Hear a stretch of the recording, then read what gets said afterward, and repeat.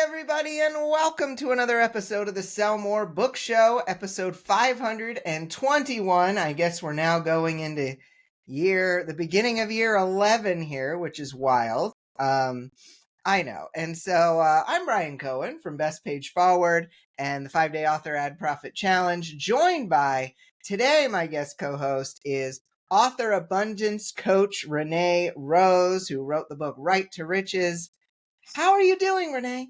I'm doing so well. It's great to be here. Thank you. Yeah, we hadn't had much of a chance to talk before this, so I'm really excited to kind of get to know you better even through the show. But you were recommended to me by Inez Johnson, who is fantastic. Love her. And she's guest co-hosted on the show a few times. So we've talked about this on the show for years, just the general concept of woo-woo. And so I consider myself a little bit woo-woo, and by which I mean just the willingness to believe in and attempt things that maybe the normal general public would label as weird in an effort to think more positively and have more growth in your life.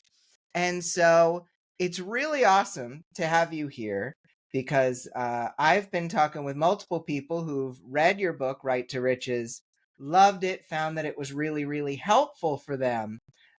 So what is abundance anyway? What is this abundance mindset? Yeah, well, there's that whole idea of like lack mentality, which is where you feel like the sky is falling and everyone's out to get you. And, or maybe not that, but, it's like there's not enough for everybody. There's not enough readers for all of us. There's not enough bestseller tags, what all of that stuff. And then there's the idea that like there is abundance for everybody, and it's just an energy you can tap into. It's not this limited quality of success that gets doled out, and some people take it all and the rest of us don't get any. It's that it's available if you want to match with it. So why do a lot of people, do you think, have trouble matching with that kind of energy and vibration there? I think self-worth is a huge factor.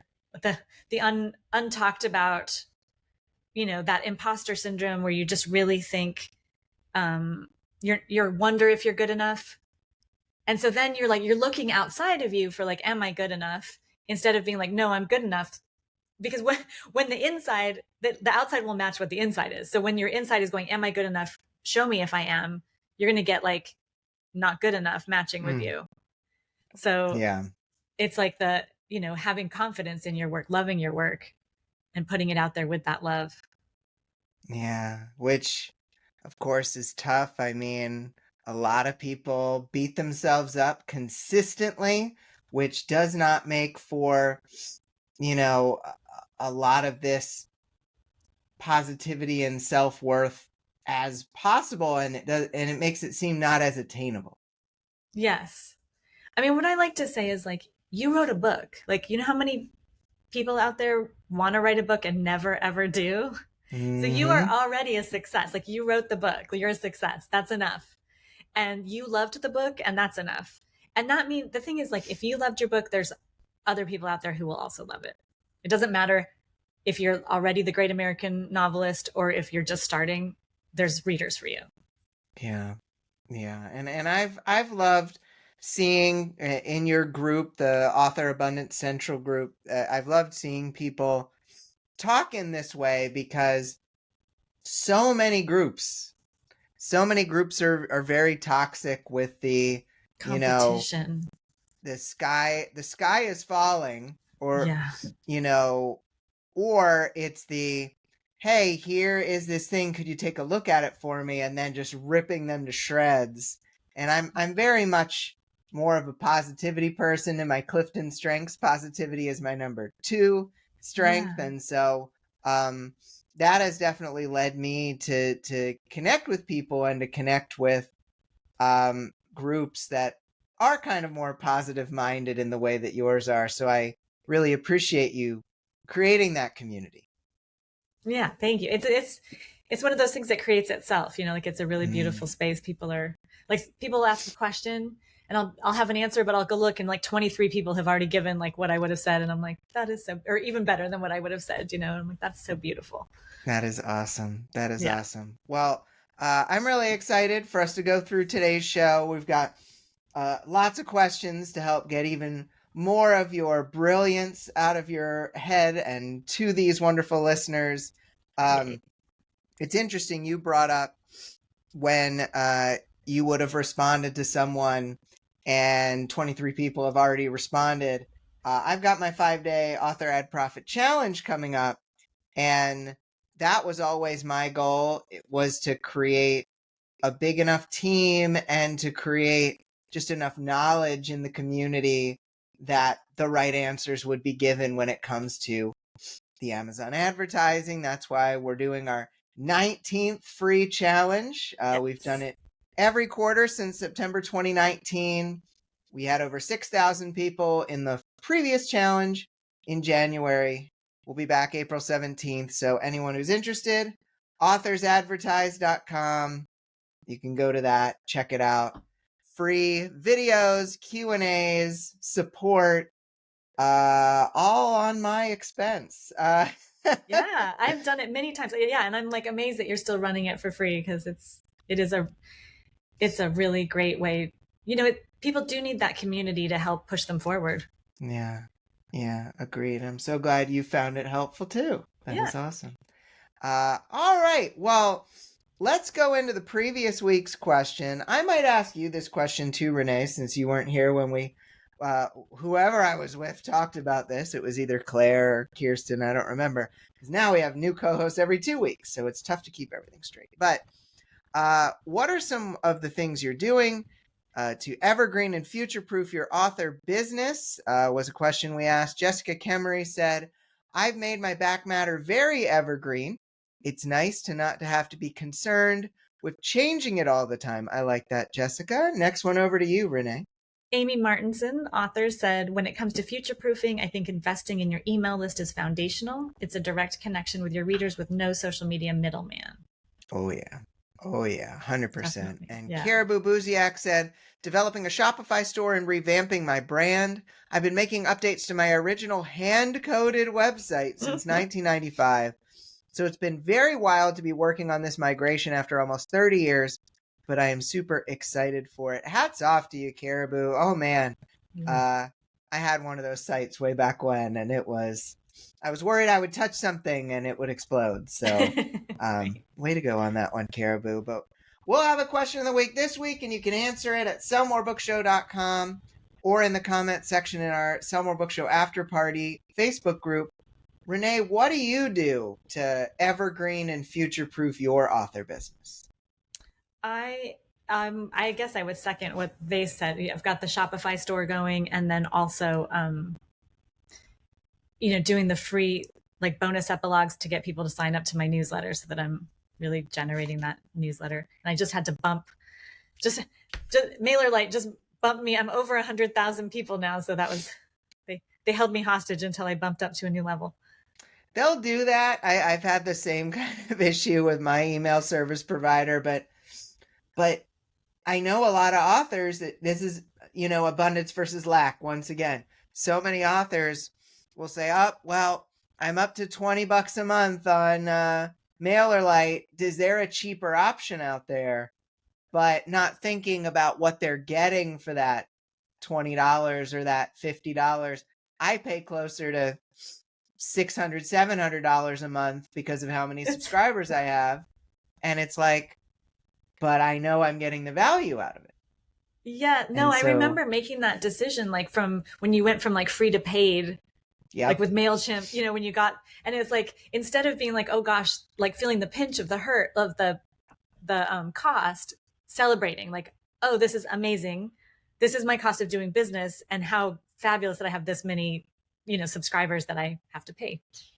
Yeah. I mean, it's all about that reframe. And I knew you'd have one handy. And so that is perfect, because I'm trying to reframe for authors all the time. When you get into that upgrade of your author business, it's not a punishment. It is an upgrade. And if you treat it like a punishment, well, good things will stop potentially happening. And so we don't want that. Exactly. And it's like people also, they get scared of paying tax. Like, oh gosh, if I make 6 or 7 figures, I'll have to pay more taxes. Good problem to have. Like, do not pinch your business off because you're afraid of taxes. Like, let's celebrate the taxes. It means you did well. I absolutely agree with you. All right, let's get into the top story of the week, getting in the flow. Using meditation may help you get into the flow state when writing your characters, says author K.M. Weiland on helping writers become authors. Weiland originally started meditating during a downtime in her life. Yes, it helped. But she also found it had a powerful effect on her story process, helping her get into that familiar dreamlike writing state. Quote, when we're really in the zone, it can feel like an altered state. When I was younger, inspiration would sometimes strike with such force, I'd call it a story high. End quote. Weiland's favorite approach to achieving that state is a technique called dream zoning. Unlike consciously brainstorming a story, dream zoning is like tuning into a favorite television program and watching it unfold. Unlike typical meditation, where you might think about the present, when you dream zone, you want to think about your book, your story, your characters, and even their interactions. The subconscious is a powerful tool in storytelling, and entering the dream zone might be the best way to tap into yours. For more of Weiland's tips and how to make the most of it, visit her post using the link in our show notes. Renee, tell me, I have never heard of dream zoning. Had you heard of dream zoning or something like it? I think she must have coined that phrase, and I love it. It's so perfect. You know, I sometimes think of it as like channeling the characters or channeling the story. And I definitely use that when I'm stuck. And I think that like when you're stuck in a story, it's because you're not using that dream zone. And that's when I remind myself like that it's accessible. Like I think as authors, we're naturally finding that. We call it the zone, you know, and then you're stuck and you don't know what to do. And so it's like remembering that you can actually like manufacture that zone by choosing that, you know, that meditative space. Right. Yeah. So like for me, the early morning times of fantasizing with my characters, because your conscious is wide open, that you know, state between dream, you know, so that the early morning, if I start thinking about my story, then I kind of get that dream zone going. And I also will sometimes use journaling in the early morning. So I could ask questions like, you know, what's next in this, like if I'm stuck, like what's next in the story? What am I writing today? That kind of thing, just to like get into or like I try to connect with a particular character and be like, okay, what's going on with you? What do you want to happen right now? You know, like that sort of thing. Yeah, it's funny. I remember back in the blogging days, we would do character interviews on blogs, and we were using that as a marketing technique. But it doesn't just have to be a marketing technique. You can tap into those sorts of things at any time to, as you put it, I think really well, to kind of manufacture that state, to conjure that state up. There's lots of different ways we can do it. Yeah. So like, yeah, to not think that like creativity is just something that like strikes you, like happens, but that you can access it and just make a practice of accessing it on your, you know, anytime you want. Yeah, no, I love that. I love this. K.M. Weiland's always got some great stuff.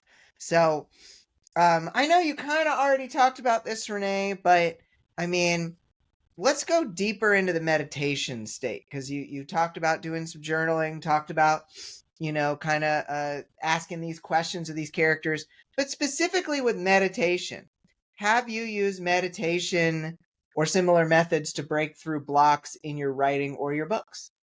Definitely. Like I use meditation to clear blocks or to reprogram my subconscious for what I want to create versus what I'm afraid of or what my current state that I don't like. And I do like that first thing in the morning, like journaling. I think it's just a really like naturally intuitive time. Yeah. So that can be a great place to either like to write write your intentions or clear your blocks.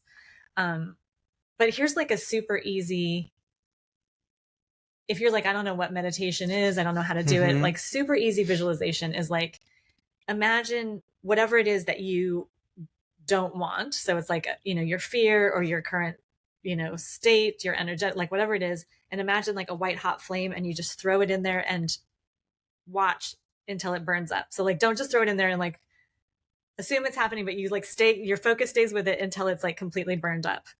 I like that. I'm a fan. There was a Bluey episode. I don't know how old your kids are, if they if they got into Bluey or not. I remember Bluey. Yeah, so Bluey, there was this great episode where Bluey, the older of the two girls, tells their dad that they learned a new thing in school to just like grab up all the fear and all the sadness and all the things inside of it in them and take it out, put it in their hand, roll it in a ball, and just chuck it.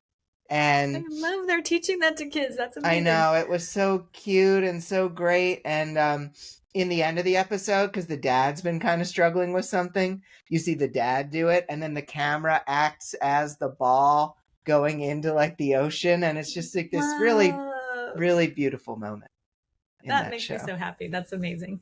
Yeah. So I think you have a question here for me too. I do. Okay, yeah. So what tips do you have for authors who are new to meditating and have trouble getting into it?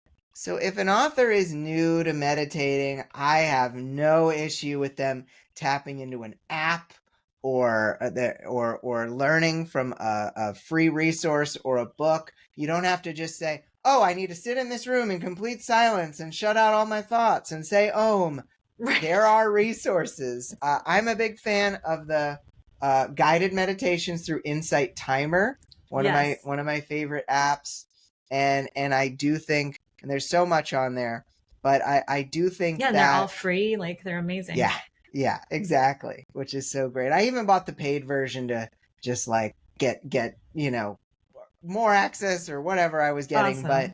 But I think that we try to go it alone and we just say like meditation, I know I'm supposed to be doing that, and it's okay to get guidance on it, and it's okay. There's no right or wrong way to do it. It's just whatever way you decide to find out about it, go down that path. And if you're interested in finding out more, there are so many additional resources out there. Yes, absolutely. I've been playing with the Insight Timer to play with dream time, because I figure, it's like a third or a quarter of our lives where we could be using it towards what we want. And so like they have some lucid dreaming ones on there that I've been playing with, and some just ones to listen to at night, which I think are amazing. Oh, that's really cool. Yeah, I've played around with lucid dreaming in the past. I got like one time where I felt like I was super locked in. But yeah, it's hard. It never quite clicked for me, and I think it's okay if not every specific woo-woo thing you try clicks for you. Totally. It's okay to move on to something else. Yes, absolutely. Yeah, so, all right, Renee, we've got the lightning round. We're trying to get these answers in 60 seconds or less if we can, but we must start, Renee, with a lightning sound. So, have at it. Bzzzt. Ooh, I liked that. That was very like you just completed the circuit sound. I thought that was really solid. So well done. So Renee, we kind of talked about this in a way, but there are plenty of ways to use meditation, including through and as part of the manifestation process. How should an author who's interested in manifesting an abundant mindset, how might they want to approach meditation? Yeah. So people always talk about visualizing the outcome you want. For some people, it can be hard. Like you just don't, like you say, like, I don't know how to do that. I don't know. So I think from both an energetic and manifesting point of view, and also just for ease, it's super useful to treat it like a memory. So you pretend it's already happened. And it's really great if you have a friend who will play this way with you. So like my co-author, Lisa Vino, like I can call up and be like, hey, remember when we hit the New York Times? And she'd be like, oh my God, yes, that was awesome. We opened champagne. And so, but of course my kids are a little slower. Like we'll be in Barnes and Noble. I'll be like, remember when my book was up there on the, featured? And they'll be like, no. I'm like, no, future casting here. But so amazing. if you use your visualization as a memory that's already happened, I think everyone knows how to review a memory. And so that might help you get to that. And then plus also it's telling the universe it's already happened, not like, I hope it happens. So then it has that like, hasn't happened yet energy. We want the like, it's already happened. So when you visualize it as a memory, I think that's a really powerful way to manifest. I love this concept of future casting with a friend, because it feels like I come from an improv comedy background, and it feels like a yes and game. Yes. With a friend, like, hey, remember when this happened? It's like, yeah, and this. Yeah. And it's just, improv is very, I think that's one of the reasons why I like these concepts, because they're very improv-y. Totally. Yeah, like if I can get a friend who will roll with me, we can go for like an hour and a half, and then you start like imagining things you hadn't even believed were possible Yeah. because you're just riffing with each other, and like it's so fun. Yeah, no, I absolutely agree. All right, you've got a question for me. Yes. How do you approach things like goal setting and manifestation? So for me, when I'm approaching goal setting, manifesting, I for a long time would write down my goals, put them in places where I would see. I had goals in front of my ID card so that anytime I opened my wallet, I would see them. Nice. But we're in the technological age. We're in the app age. I did find an app I really liked called Law of Attraction Toolbox, and I've played around with that. I'm not such a great visualizer. I liked Renee's tip here on the future casting and treating it like a memory, but this app allows you to have some pictures. So I have some stock photos in there that I'll concentrate on and think as if this has happened and what I would feel as a result. And so it's fun, like thinking about my self-publishing live event. We have 10 tickets left for October, and I want to sell those 10 tickets. So I have a picture of the room all filled up with people. And Yeah, do you remember when you had it? It was like oversold. People were like out in the hallway oh waiting to yeah, get I in. remember. And we had to get a second hotel because it was Yes. totally full of people. I remember that. It was packed, and it was like everyone was a buzz about it. Like it was just the conference to go to. You were right. I remember when everyone talked about Yes. it. And that kind of approach has just been a lot of fun, and it has started my day. I think I kind of took a cue from Becca Syme to avoid social media when you're in the morning because it can be so negative. I've started my days with that app, and it has made it just a lot more positive of a beginning for me. Love it. It's Yeah. fabulous. So, Renee, in some of the reviews for your book, Right to Riches, the readers discuss how your process for manifesting is more actionable than others they've read. Like they've read books like The Secret, but yours has some step-by-step actions to it. So, what is the first action authors might want to consider taking along this journey? So, I mean, I think it probably seems actionable. I mean, there are steps, but I think it also seems actionable because I'm giving all the examples are like where I applied it to my author career. So if an author reads it, like Mm, they can see, it's everything from like using a gut check on ad spend to like getting in a state of love for my book before I submit a book bub. So I would say, like, if I were going to give one today, I would say try that one. So put on your rose colored glasses, grab your book and and remember what you loved about it. Like open it up and read it with the like, oh my God, this is so good. And then while you're in that state, go apply for your book bub. Or while you're mm, in that state, that's when you post your TikTok. Or that's when whatever it is that you want to like put out there, like do it because when you're in that energy, then the readers are like, oh my God, I love it too. Cause like you're putting it out with love and they match. that is awesome. You can steal this, but if you ever wanted to put them on your Shopify store, Renee rose-colored glasses. Genius. If you You did are a it, genius. as long as you mention idea originally created by Brian Goen, I you will can do sell it. I that. don't care. I don't need a That's awesome. dollar from it. Um, So awesome. Yeah. it's a little scary for some authors to go woo woo. Why do you think it's okay to do weird things in the pursuit of success? I think it's okay for us authors to be weird because what we're doing is weird anyway. All these jokes about, oh, we're all on FBI lists for the things we search on Google for us thriller authors. And, Yes. we're talking about weird terms like KU pages read and read through. And we are talking about these other people as if they exist in our books. And we're already weird. And yet sometimes we hear something like, oh, manifesting or meditation or any of this kind of stuff. And we think, oh, well, that's too weird. Is it compared to some of the other stuff we're already doing, we're already talking about? We have weird dress up costumey days at every conference we go to. We are weird. and it is okay to tap into something just as weird if it's going to help our chances of success. Amen.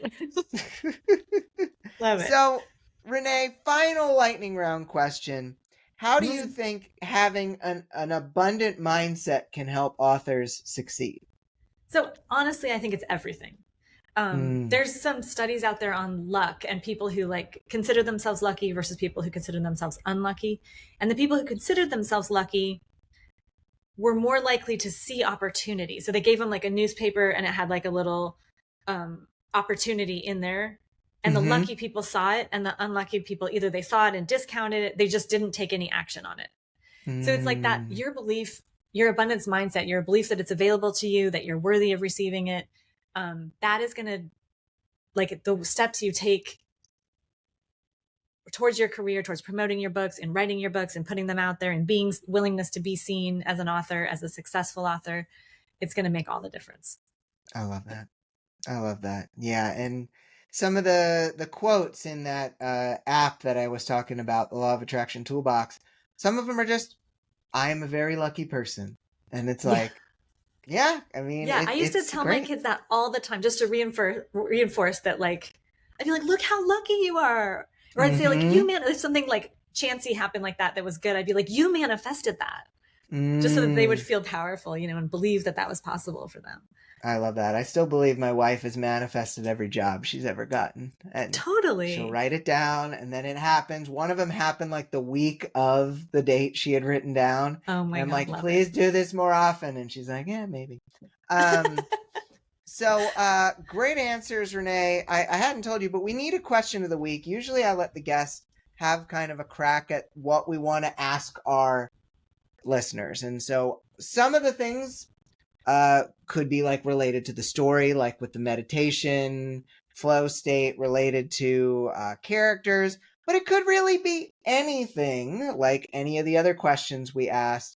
What kind of thing, and I can help shape it, but what kind of thing would you want to ask our listeners? What about, like, how do you get into the zone? Ooh, I like that. How do you get into the zone? I feel like that is such a simple and perfect question, and a lot of people will have answers. Yeah, and I can't wait to see the broad spectrum. I know. Okay, awesome. So how do you get into the zone? Great question, and you can answer that over at sellmorebookshow.com or in the Sell More Book Show After Party Facebook group. Renee, this was so great. We're going to have you back next week, which of course everybody knows that we do 2 in a row, but whatever. This was so fun. Can you let everybody listening know where they can find out about you and your books and everything you've got? Yes. So my website is Write to Riches. That's write like a writer with a W, but the 2 is a numeral 2.com. On Facebook, it's Author Abundance Central is my Facebook group. I would love to see everybody there. Awesome. Well, thank you, Renee. This has been a lot of fun, and I've appreciated having you here. Thank you so much for having me. You're welcome. All right. Well, for Renee, I'm Brian.